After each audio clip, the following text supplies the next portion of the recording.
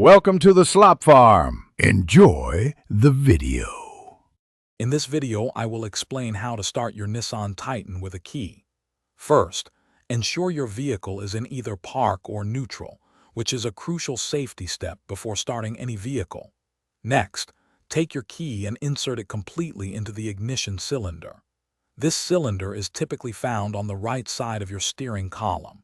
Make sure the key is fully seated and cannot be pushed in any further before proceeding to turn it. Once your key is fully inserted, you will encounter several positions.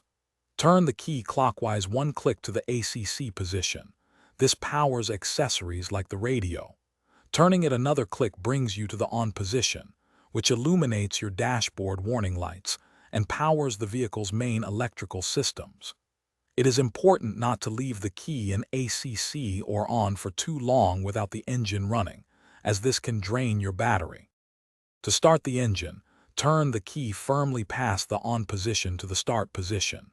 You will feel a slight resistance, and the engine will begin to crank. Hold the key in this start position for approximately 1 to 2 seconds, or until you hear the engine successfully turn over and begin running. As soon as the engine starts, release the key, and it will automatically spring back to the on position, keeping your vehicle powered.